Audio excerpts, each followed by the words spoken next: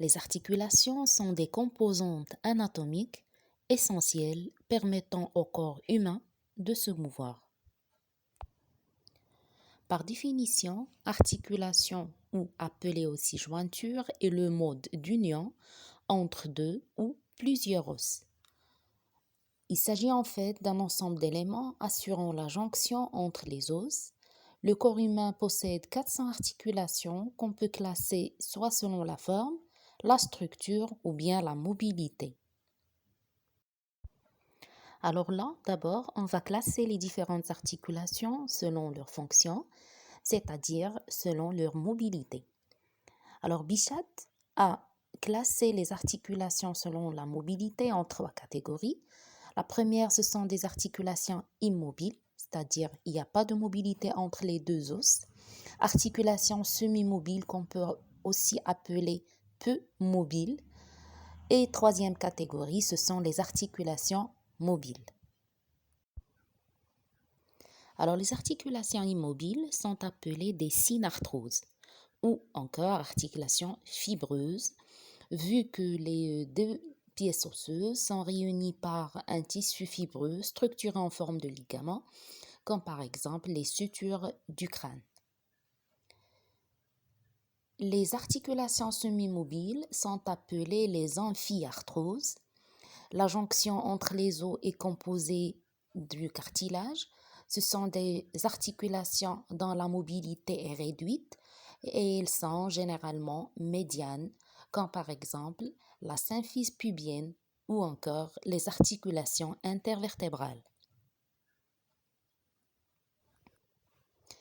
Enfin, on a les articulations mobiles, appelées aussi les diarthroses, caractérisées par leur mobilité qui est très importante, aussi par des surfaces articulaires épiphysaires, c'est-à-dire une extrémité osseuse qui s'articule avec une autre extrémité d'un autre os.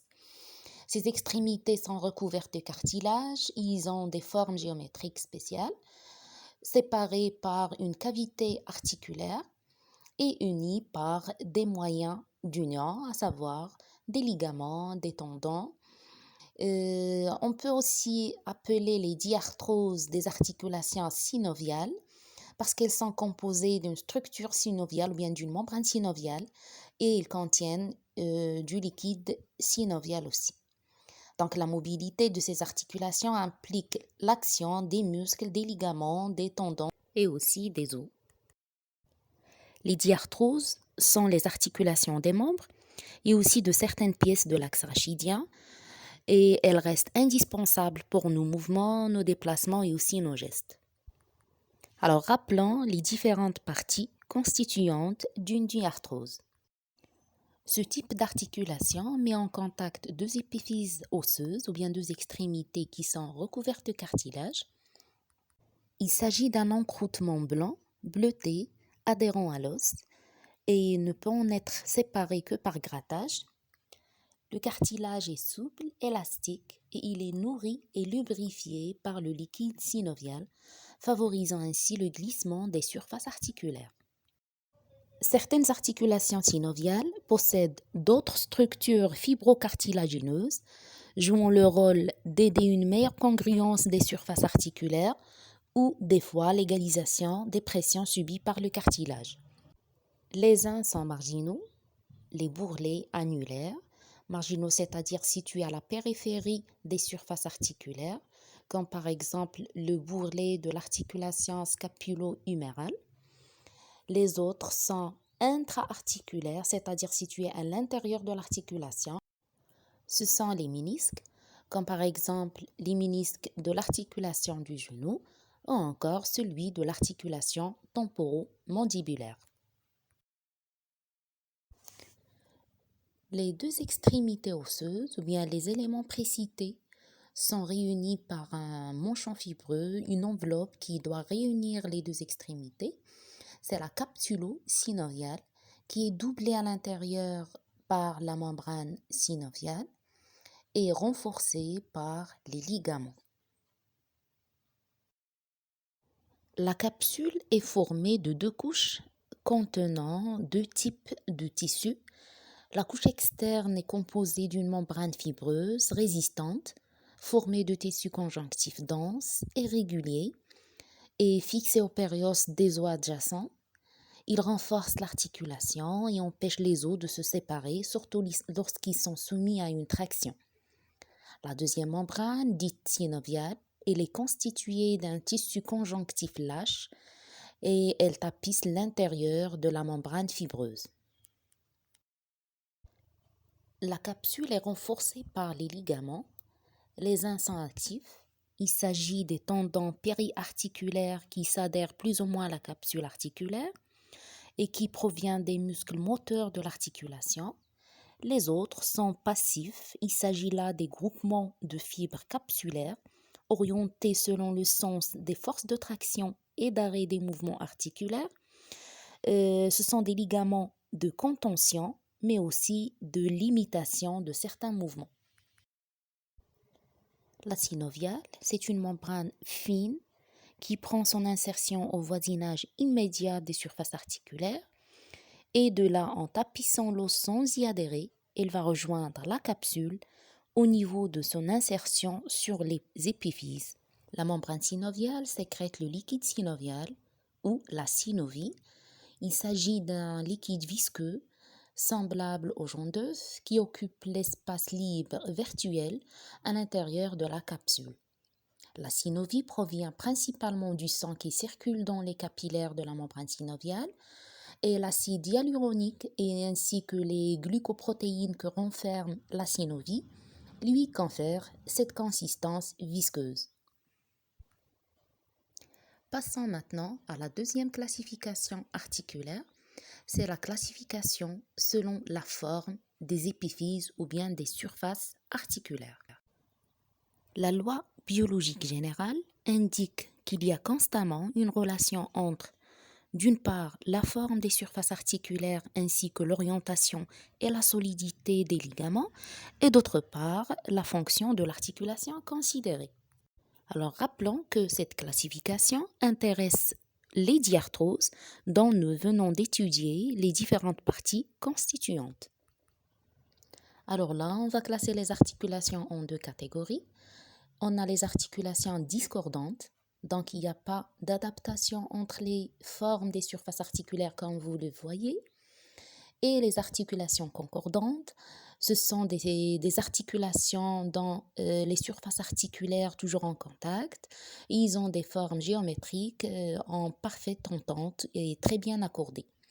Alors ces dernières, on va les classer selon leur degré de mobilité ou appelé aussi le degré de liberté.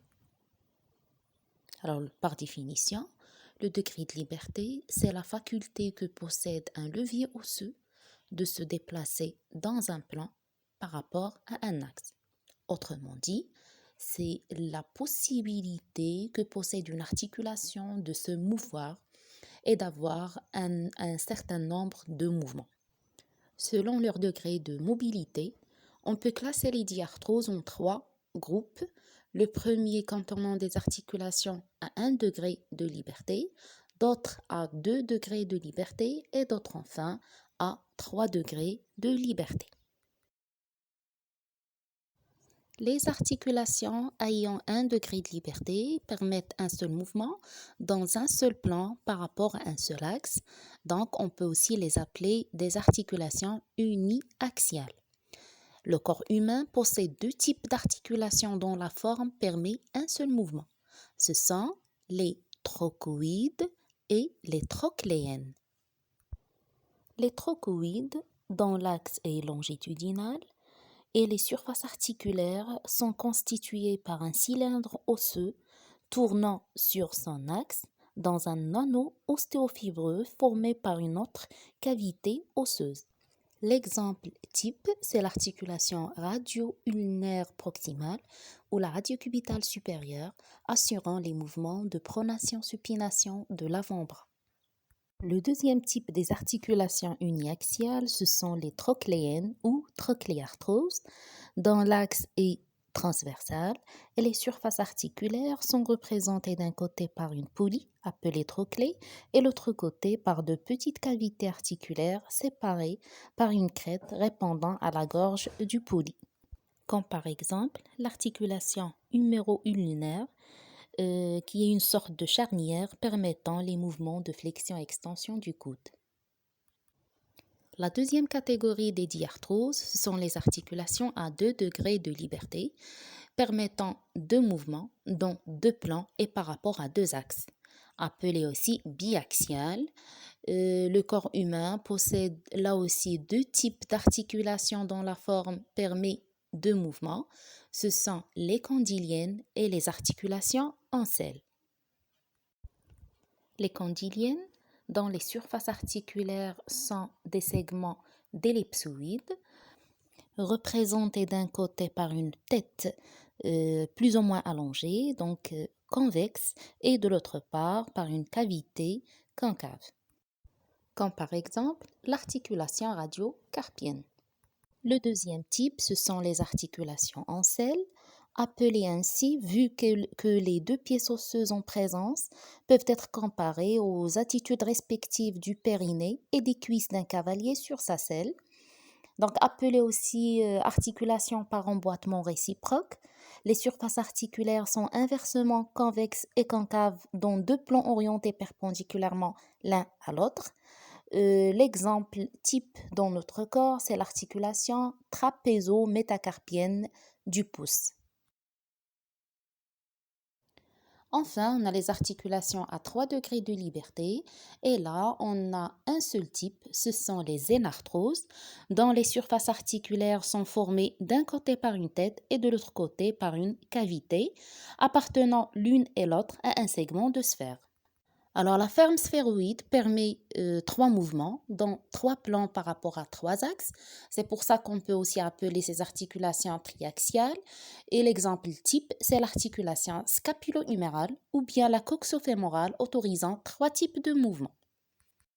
Le dernier type des diarthroses, ce sont les arthrodies, dont les surfaces articulaires en présence sont planes, l'une en regard de l'autre.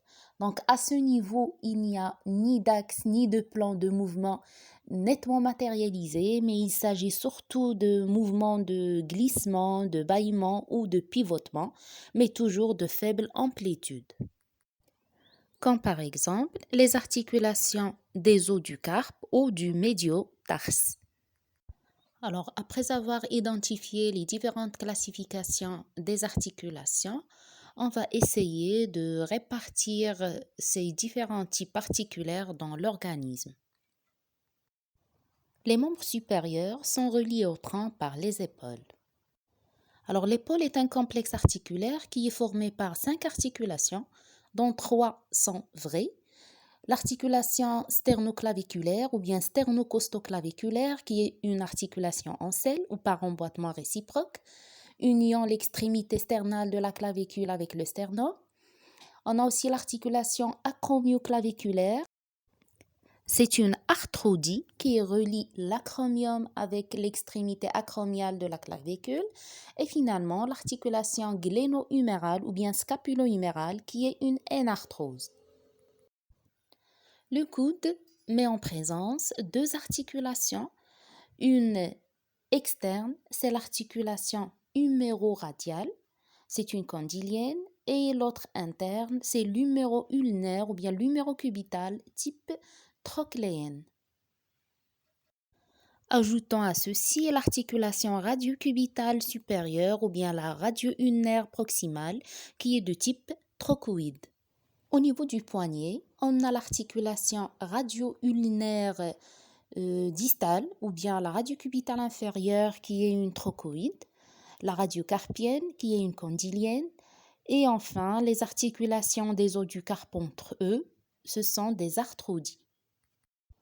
Après la médiocarpienne, on a les articulations carpo-métacarpiennes, c'est-à-dire entre le carpe et les métas, puis les articulations métacarpophalangiennes entre les métacarpes et les phalanges, ce sont des articulations condyliennes, et enfin on a les articulations interphalangiennes, c'est-à-dire entre les phalanges, et ce sont des articulations trochléennes. Les membres inférieurs s'articulent sur les hanches par le biais de l'os coxal. La hanche, c'est une articulation énarthrose qui relie la tête fémorale avec la cavité cotyloïde. Le genou présente deux types d'articulations. L'articulation fémoro-tibiale qui est de type condylienne et l'articulation fémoro-patellaire ou bien fémoro-rotulienne qui est de type trochléenne. La cheville assure la jonction entre les os du tarse et le tibia. C'est l'articulation tibio-astragalienne ou bien la tibio-astragalopéronière qui est du type trochléenne. Le niveau articulaire qui suit, c'est la sous-astragalienne, c'est-à-dire entre l'astragale et le calcanéum. C'est une arthrodie. Après, on a l'articulation médio-tarsienne ou bien articulation de Chopard, formée par l'union de l'astragale et le scaphoïde formant une énarthrose et le calcanéum avec le cuboïde formant une arthrodie. Après, on a l'articulation de l'isphran ou bien l'articulation tarso-métatarsienne qui est de type arthrodie. Après, on a les articulations métatarsophalangiennes type condylienne et enfin les interphalangiennes qui sont des articulations trochléennes. Merci d'avoir regardé cette vidéo.